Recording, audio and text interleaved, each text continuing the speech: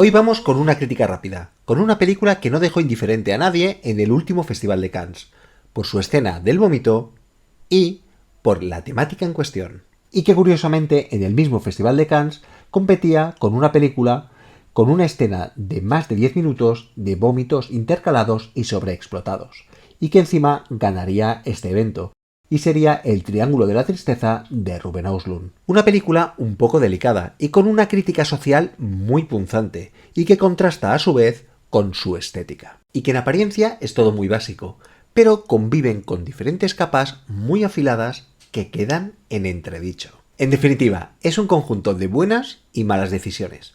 Pero bueno, vamos al lío con la crítica y lo vemos.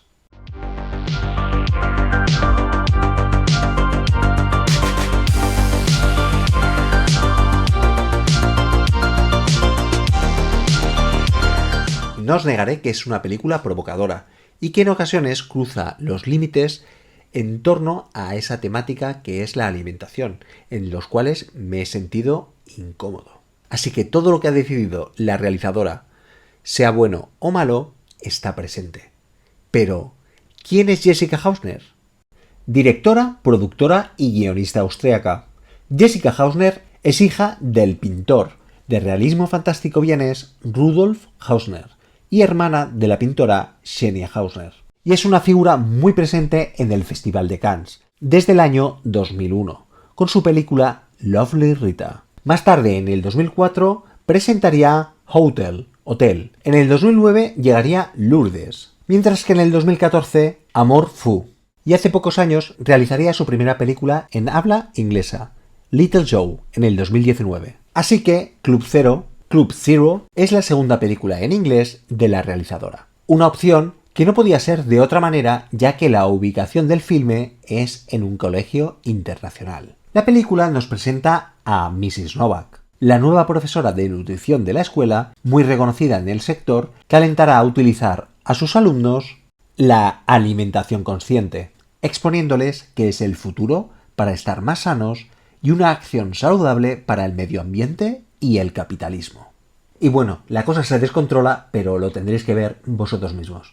La realizadora colaboraría con Geraldine Ballard en el guión, habitual en sus obras, mientras que Hausner se encargaría, como siempre, de realizar su guión gráfico o storyboard con bocetos que posteriormente los convertiría en un libro con imágenes. La película se rodaría en el verano de 2022 para tener una mayor accesibilidad de agenda de los chicos en sus vacaciones. Se escogería el St. Catherine's College en Oxford, Inglaterra, que fue construido por un arquitecto danés llamado Arne Jacobsen en los años 60. Se decantaría por esta ubicación por su estilo modernista con elementos de hormigón, ladrillo y madera, que distan mucho del típico estilo británico. Todo tiene un aspecto muy europeo. También se rodaría la mayoría de escenas con los padres en Austria. Está protagonizada por Mia Wasikowska, un papel realizado exclusivamente para ella, ya que Hausner tenía muchas ganas de coincidir con Mia en una película. El resto de chicos serán la gran mayoría actores primerizos y se tuvo que hacer una gran selección para el casting. A partir de aquí, y según sus cualidades artísticas, se les dotaría también las mismas a los personajes. Así que la chica pianista sabía ya tocar el piano, y Fred, el chico no binario que practica danza, es en realidad bailarín. El director de fotografía sería Martin Szyslak, comprometido con el estilo tan característico de la realizadora, y manteniendo sus rasgos más aesthetics que ayudan a potenciar la simetría de los planos, que algunos pueden llegar a confundir con Wes Anderson. Unos planos muy distanciados a la acción, a lo que está sucediendo en ese mismo instante, y la mayoría rodados en interiores. Sello habitual de la realizadora, así como algunos planos de ángulos en gran altura, para recrear ese ojo de Dios que todo lo ve. Una sutil referencia a la religión, junto con otras que encontraremos en la película. La diseñadora de vestuario es otra habitual, la hermana de la directora, Tania Hausner, que decidió no utilizar el típico uniforme universitario inglés, sino algo más moderno, como un uniforme unisex, y que escogió para estos el color amarillo limón, haciendo una asociación con pequeñas mariposas o pequeñas flores, ya que este color de las flores atrae a las abejas y quería simbolizar como si los estudiantes, con sus camisetas amarillas, fueran como pequeñas flores que atraen a la maldad. Un tono cromático que contrastaría con la oscuridad de las paredes de los escenarios del centro estudiantil. Mientras que para el personaje de la señorita Novak se utilizan piezas más oversized, mezclando estilos masculinos y femeninos, y diferenciándola del resto de personajes, creando así una ambigüedad y misterio. Hay que recordar que las películas de Eisner no suelen mostrar a personajes random, a personas de calle, sino que la mayoría de ellos tendrán funciones específicas y estarán mostrados con un traje u uniforme, como las batas de laboratorio o el uniforme de un hotel. La música correría a cargo de Markus Binder, que realizaría una composición irritante hacia el espectador, utilizando música no diegética, que la verdad funciona muy bien en la película con elementos de percusión y cantos que recuerdan a los Hare Krishna. Una mezcla de música electrónica con sonidos de África y del sudeste asiático. También hay influencias narrativas que potencian el distanciamiento, muy utilizado por Brecht, en el que muestra elementos extraños mientras se quiere mostrar algo concreto. Una particularidad que también utiliza en cierta manera Lars von Trier en sus películas. Otra gran influencia es la fábula del flautista de Hamelin, un cuento de origen alemán en el que un misterioso hombre aparece para ayudar al pueblo de Hamelin, para exterminar la plaga de ratas a la que estaba expuesto, pero a cambio de una recompensa. Al ser engañado por los habitantes del pueblo, volvió a aparecer, pero esta vez utilizó su flauta para llevarse a todos los niños, que caían a la merced del flautista por su melodía. Como un canto de sirena se tratará. Club Zero es una película que trata un tema muy delicado, un problema social muy grave que es el de la alimentación, con consecuencias devastadoras tanto físicas como psicológicas. Es por eso que particularmente he tenido mucho respeto en ver la película y en hacer la crítica. Un tema que por cómo está expuesto puede crear confusión y que en realidad no es el verdadero concepto de la película. Y aunque no lo parezca, se aferra al problema social de la alimentación para exponer otras cosas. El verdadero tema de la película es un triángulo delimitado por 3 factores. La responsabilidad de los padres transfiriendo parte de esta a los profesores. La ética y la educación y la consecuente responsabilidad de los maestros y el poder que tienen los padres hacia ellos. Y la comunicación entre los chicos y los adultos, ya que no hay una bidireccionalidad. Los adultos ni quieren comprender ni escuchan a sus hijos. Pero hay otros temas, como el poder del grupo social ante el individuo, el culto a hacer lo correcto, la incomprensión y la sociedad de las apariencias. En general, deambula todo en un tono que no deja de ser concluyente, generando aversión en el espectador. Entre lo trágico y la comedia insustancial o lo absurdo de las situaciones. Y ese tono no será únicamente definido por el contraste entre lo que se explica y la estética, sino que verdaderamente lo eleva a lo más weird, a lo más extraño. Con permiso de Lancimos, es la provocadora manera de narrar de Hausner con muchos zoom in y zoom out y panorámicas, con una interpretación general casi de obra teatral forzada.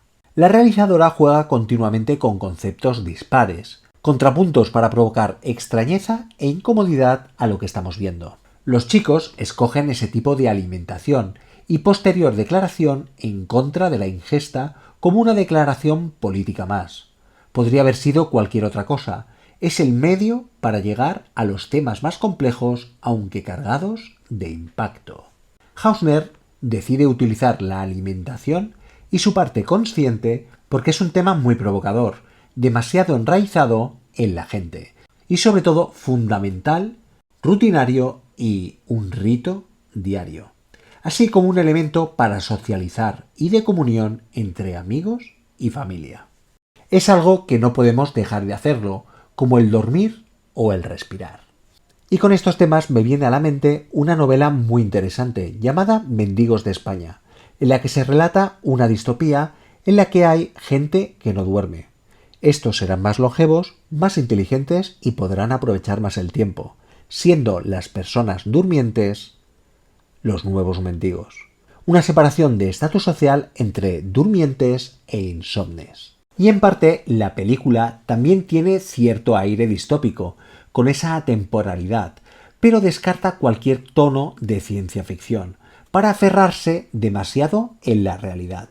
Así que se recurre al colegio privado, en la que todos vestirán igual, y ese tono extraño hará que parezcan distanciarse de cualquier emoción. La protesta como tal está muy vinculada a la alimentación y por consiguiente su posición ideológica.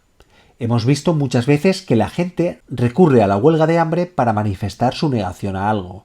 Aquí esa posición está muy vinculada con el medio ambiente, tema habitual en las obras de Hausner, y también con el capitalismo, teniendo unos enfoques demasiado básicos. Me hubiese gustado que trascendiera más y que aprovechara nuevas maneras de narrar para realizar esa crítica social. E incluso se podía haber marcado algún elemento fantástico, aunque supongo que quería desmarcarse por completo de su anterior obra, Little Joe, que parece haberlo pero es demasiado sutil. Podría haberlo hecho, pero se conforma con situaciones y diálogos demasiado simplistas y que rozan a veces el minimalismo. Se conforma porque quiere ser ambigua en todo momento, reforzando esa artificialidad que en mi opinión distorsiona demasiado.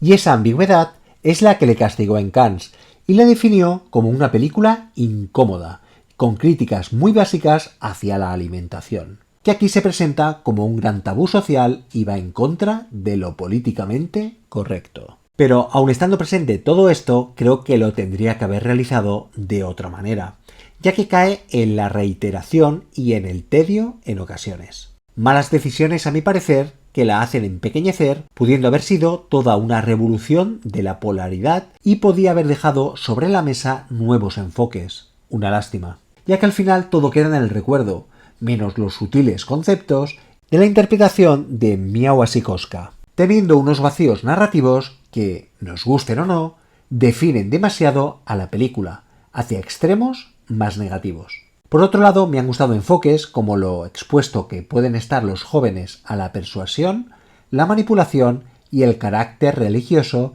que está implícito en la película, por la fe que tienen en los personajes, incluso en el tercer acto, con esas últimas cenas y su ambiguo final. Así como en la música más cercana al acompañamiento de un culto o de un ritual vudú.